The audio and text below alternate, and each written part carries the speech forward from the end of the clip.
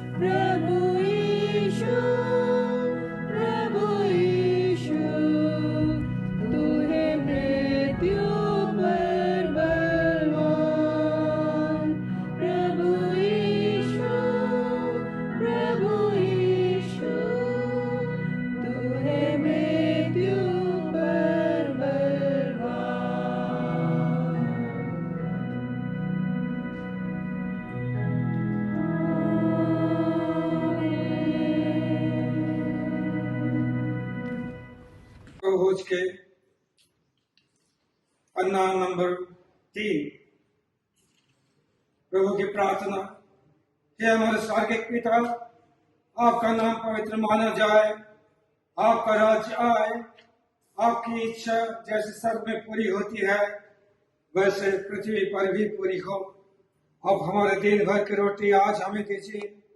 अब हमारे अपराधों को क्षमा कीजिए जैसे हमने अपने अपराधियों को क्षमा किया है।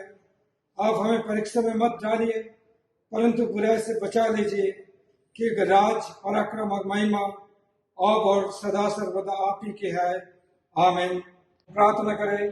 सर्वशक्तिमान परमेश्वर, आपके सम्मुख सबके हृदय खुले हैं, आप सबके अभिलाषाओं को जानते हैं और आपसे कोई भी भेद छिपा नहीं है। अपने पवित्र आत्मा की प्रेरणा से हमारे हृदय के विचारों को शुद्ध कीजिए ताकि हम आपसे पूर्ण रूप से प्रेम करें और योग्य रीति से आपके पवित्र नाम की स्तुति करें, हमारे प्रभु यीशु मसीह के द्वारा। आमीन। भाई और बहनों, हमारे प्रभु यीशु मसीह ये कहते हैं, हमारा प्रभु परमेश्वर ही एकमात्र प्रभु है। तो प्रभु अपने परमेश्वर को अपने संपूर्ण हृदय, संपूर्ण प्राण, संपूर्ण बुद्धि और संपूर्ण शक्ति से प्रेम कर। ये पहली आज्ञा है। दूसरी है ये, अपने पड़ोसी को अपने समान प्रेम कर। इनसे बड़ी और कोई आज्ञा नहीं है। प्रभु हम पर दया कीजिए तथा इस व्यवस्था को रखने में हमारे हृदयों को प्रेरित कीजिए। आमीन। महान पिता परमेश्वर, पवित्र आत्मा, हम आपका धन्यवाद देते हैं आपकी उपस्थिति के लिए। हम धन्यवाद देते हैं दिन प्रतिदिन हमारे जीवन में और जीवन के हर एक पहलू में आपने हमारे जीवन में जो हस्तक्षेप किए, जो साक्षी के लिए आपने हमारे जीवन में जो अपने चिन्ह को रखे हैं, उसके लिए धन्यवाद देते हैं।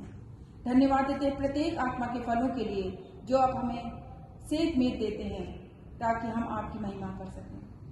हम इस समय प्रार्थना करते हैं प्रभु, हमारे संसार पर जो भारी संकट है, आपकी आत्मा हमें उसमें संभालने के लिए और दूसरों के लिए सहायता प्रदान करने के लिए सहायक हो। पिता पवित्र आत्मा, आप हमारे सहायक हों, ताकि हम दूसरों के लिए परमेश्वर फलों को लाने वाले हो सके और हम इस संसार में आपके साक्षी हों। आपके फलों के द्वारा हम जाने जाएं और आपकी आत्मा के फल भरपूरी से हो, ताकि इस जगत में हर एक दुखों के लिए शांति और हर एक को सत्वाना मिल सके। हम धन्यवाद देते हैं, आपने हमारी प्रार्थना को सुना। आदर और महिमा आपको देते हुए यह विनती प्रार्थना प्रभु यीशु मसीह के नाम में मांगते हैं। सुनिए और ग्रहण कीजिए। आमीन। आइए आज का पाठ पढ़ें। जोएल उसका दूसरा अध्याय 28 से लेकर 32 आयत तक। आत्मा का उंडेला जाना।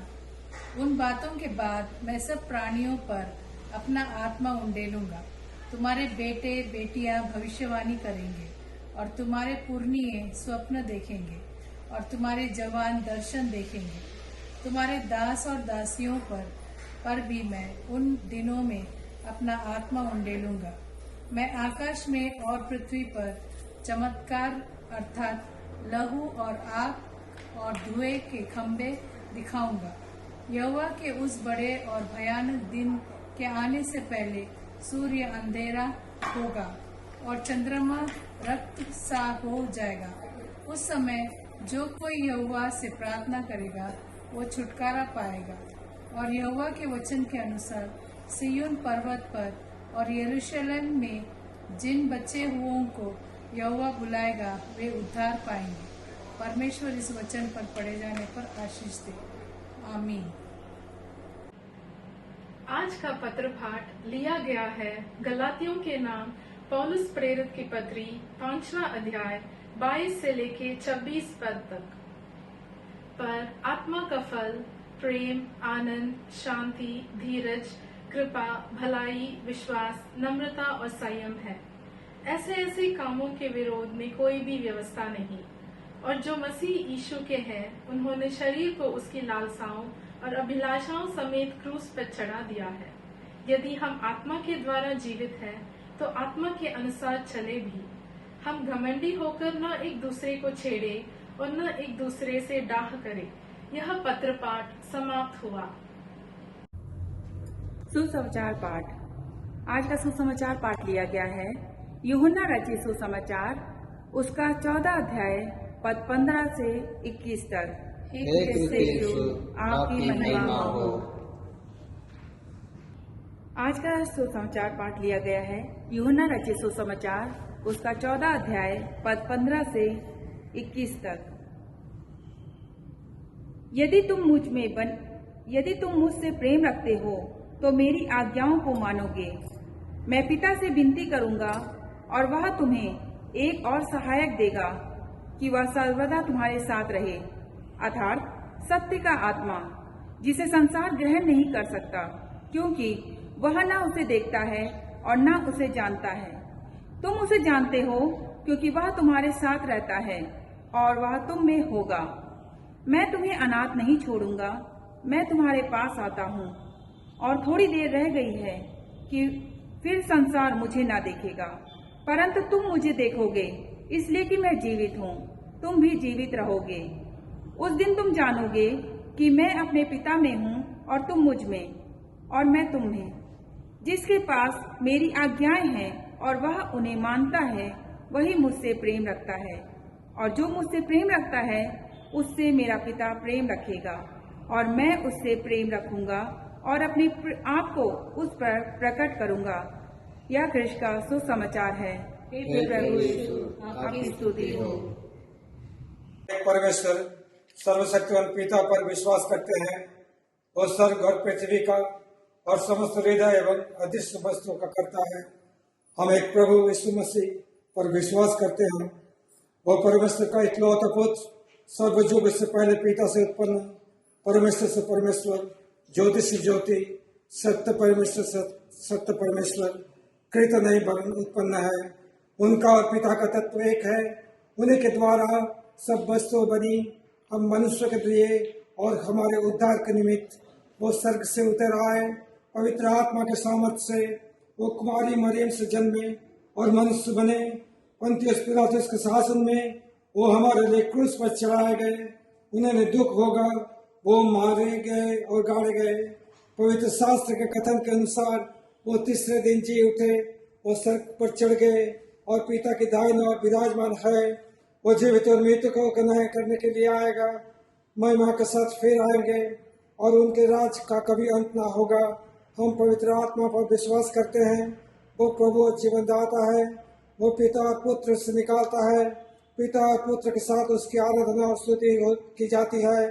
वो नबियों के द्वारा बोला, हम एक पवित्र सार्वलौकिक और प्रेरित कलीसिया पर विश्वास करते हैं। हम पापों के क्षमा के लिए बपतिस्मा को मानते हैं। हम मृतक के पुनरुत्थान की और आने वाले युग के जीवन की प्रतीक्षा करते हैं। आमीन।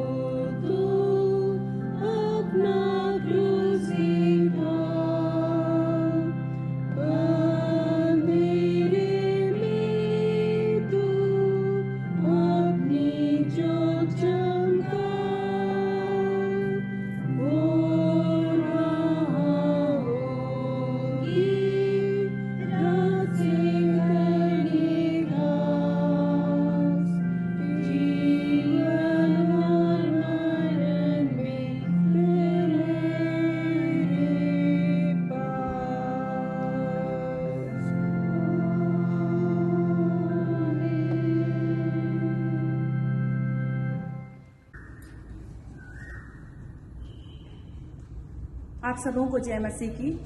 परमेश्वर के अद्भुत नाम में मैं आप सभी का अभिनंदन करती हूँ। धन्यवाद देती हूँ सुंदर समय के लिए जो परमेश्वर ने दिया। आज का वचन जो लिया गया है वह है गलातियों की पुस्तक, उसका 5वां अध्याय पद 25। यदि हम आत्मा के द्वारा जीवित हैं तो आत्मा के अनुसार चले भी। और इस वचन के अनुसार जो आज का हमारा संदेश है वह है पवित्र आत्मा की प्रतिज्ञा।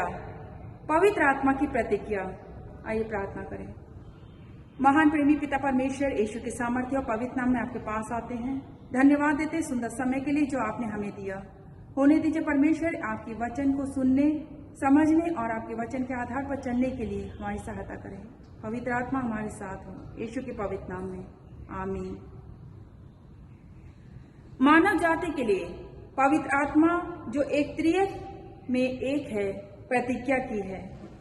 परमेश्वर मनुष्य के साथ एक सर्वशक्तिमान पिता, परमेश्वर का पुत्र और मनुष्य बना।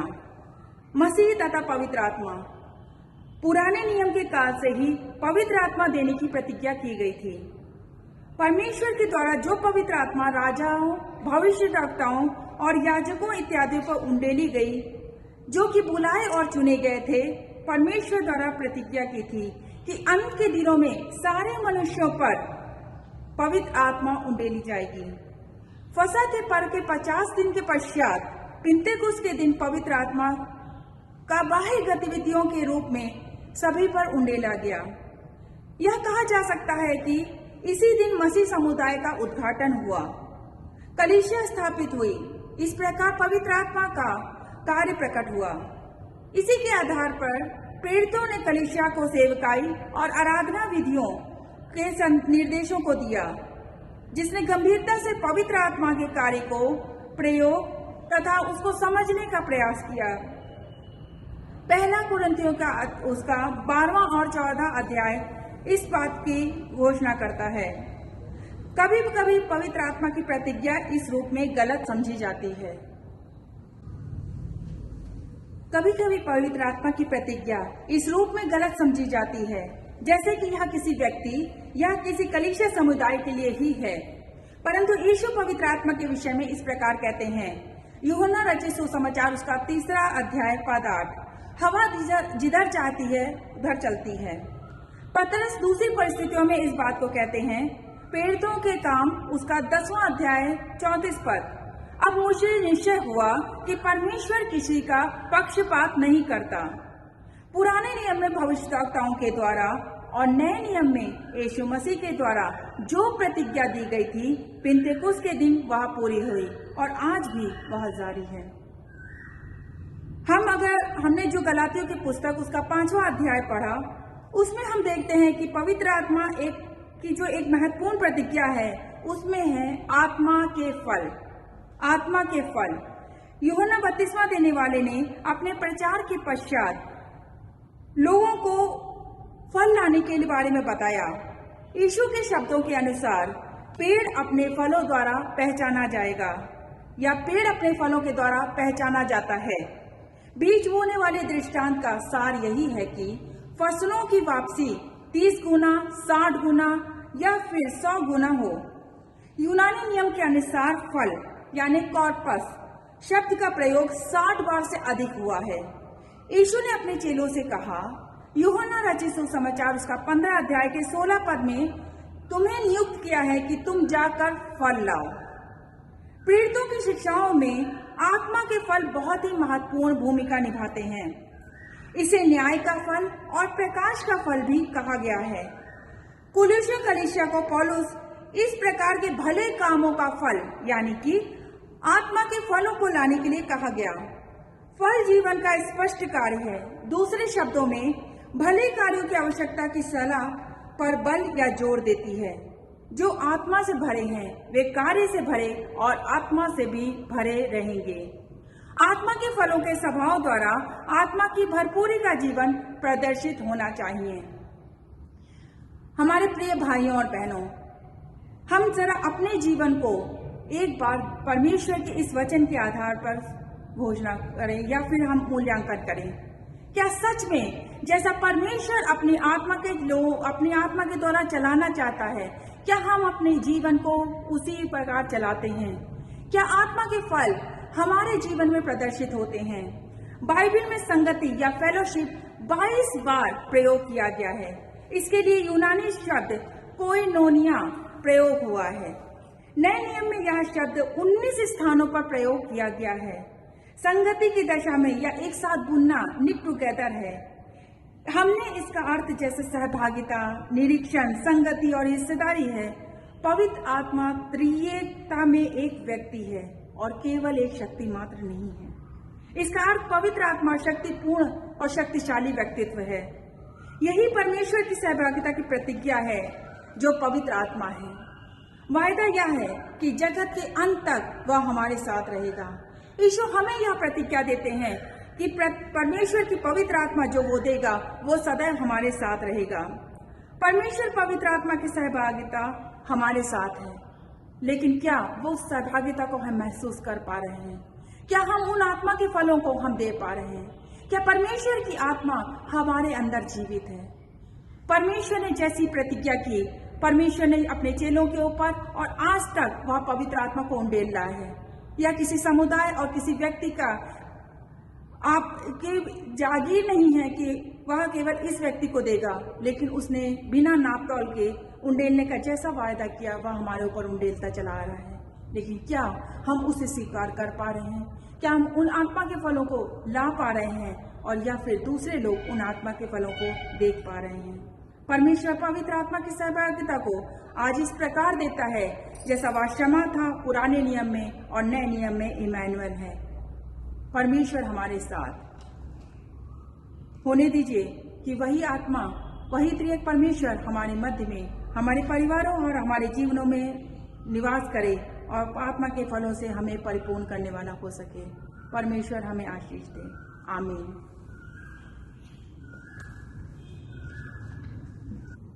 आइए प्रार्थना करें। महान प्रेमी पिता परमेश्वर, इस समय के लिए धन्यवाद देते हैं। धन्यवाद देते हैं आपके वचन के लिए, धन्यवाद देते हैं आपकी आत्मा के लिए, धन्यवाद देते हैं परमेश्वर आप हमारे साथ हैं और जीवन के अंत तक आप हमारे साथ रहेंगे।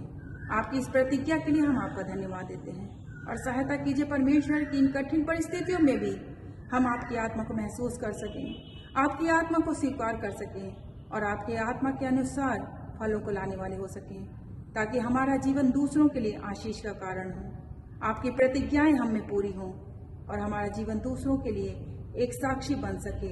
इसके लिए सहायता करें। हम आदर और महिमा आपको देते हुए यह प्रार्थना प्रभु यीशु मसीह के नाम में मांगते हैं। आमीन। परहित निवेदन। हम समस्त मानव जाति के लिए प्रार्थना करें और अपनी प्रार्थनाओं को प्रभु यीशु मसीह के निरंतर निवेदन के साथ अर्पित करें। हे पिता, हम प्रार्थना करते हैं कि समस्त संसार में न्याय और शांति स्थापित हो और प्रत्येक व्यक्ति भरपूर जीवन प्राप्त करे। हे दयावान प्रभु, हमारी प्रार्थना सुनिए। उन सब लोगों के लिए जो इस गांव नगर में रहते हैं, उन सब बातों को दूर करने के लिए जिनसे आपसी फूट और झगड़े होते हैं और हमारे देश में सच्ची एकता की बढ़ती के लिए हे दयावान प्रभु, हमारी प्रार्थना सुनिए। उन सब लोगों के लिए जो कृषि, उद्योग अथवा व्यापार में लगे हुए हैं, सब मजदूरों और कारीगरों के लिए और उन सब के लिए जो हमारे देश की रक्षा करते हैं, हे दयावान प्रभु, हमारी प्रार्थना सुनिए। अध्यापकों और छात्रों, वैज्ञानिकों, लेखकों और कलाकारों और उन सब व्यक्तियों के लिए जो अन्य लोगों के विचारों और भावनाओं को प्रभावित करते हैं, हे दयावान प्रभु, हमारी प्रार्थना सुनिए। उन सब लोगों के लिए जो दुखी हैं, बेरोजगार हैं, भूखे प्यासे हैं, दरिद्र और दलित हैं, बीमार और मरणासन हैं और उन सब व्यक्तियों के लिए जो ऐसे लोगों की सेवा और सहायता करते हैं, हे दयावान प्रभु, हमारी प्रार्थना सुनिए। हमारे और तथा अन्य देशों के सब शासकों के लिए, विशेषकर हमारे राष्ट्रपति, प्रधानमंत्री, इस राज्य के राज्यपाल और मुख्यमंत्री और उनके लिए भी जो लोगों पर किसी प्रकार का अधिकार रखते हैं, हे दयावान प्रभु, हमारी प्रार्थना सुनिए। संपूर्ण मसीह समाज की एकता और मेल मिलाप के लिए और समस्त संसार में उनकी गवाही और सेवा कार्य के लिए, हे दयावान प्रभु, हमारी प्रार्थना सुनिए। भारत में आपकी समस्त कलीसिया के लिए, उसकी परिषदों तथा अगुओं, विशेषकर हमारे प्रमुख धर्माचार्य, दक्षिण भारत की कलीसिया के प्रमुख धर्माचार्य और मार्थोमा कलीसिया के मेट्रोपॉलिटन, हमारे धर्माचार्य, हमारे पुरोहित और आपकी कलीसिया के सब अन्य धर्म सेवकों के लिए कि वे सच्चाई और लगन से आपकी सेवा करें, हे दयावान प्रभु, हमारी प्रार्थना सुनिए। यह वर दे कि आपके उन सब भक्तों के साथ जिन्होंने अपने जीवन में सच्चाई से आपकी सेवा की है, हम भी आपके राज्य के शाश्वत आनंद में संभागी हो सके। हे दयावान प्रभु, हमारी प्रार्थना सुनिए। हे स्वर्ग के पिता, अपने राज्य को शीघ्र प्रकट कीजिए और हमारी इन प्रार्थनाओं को सुनिए। हम आपके पुत्र अपने प्रभु और उद्धारकर्ता यीशु मसीह के नाम में यह मांगते हैं, आमीन। परमेश्वर की महिमा और पृथ्वी पर उसके लोगों को शांति। हे प्रभु परमेश्वर, सार्गिक राजा, सर्वशक्तिमान पिता परमेश्वर, हम आपकी आराधना करते, आपका धन्यवाद देते और आपकी महिमा के कारण आपकी स्तुति करते हैं। हे प्रभु यीशु मसीह, परमेश्वर पिता के इकलौते पुत्र, हे प्रभु परमेश्वर, हे परमेश्वर के मेमने, आप जगत का पाप उठा ले जाते हैं, हम पर दया कीजिए। आप पिता की दाहिनी ओर विराजमान है, हमारी प्रार्थना की स्वीकार कीजिए, क्योंकि केवल आप ही पवित्र है, आप ही प्रभु है, आप ही हे प्रभु यीशु मसीह पवित्र आत्मा के साथ परमेश्वर पिता के महिमा में परम उच्च है, आमीन। परमेश्वर की शांति जो सारी समझ से परे है, परमेश्वर के और उसके पुत्र हमारे प्रभु यीशु मसीह के ज्ञान और प्रेम में आपके हृदय और विचारों को सुरक्षित रखे और सर्वशक्तिमान परमेश्वर पिता, पुत्र और पवित्र आत्मा की आशीष आप पर हो और आपके साथ सदा सर्वदा बनी रहे।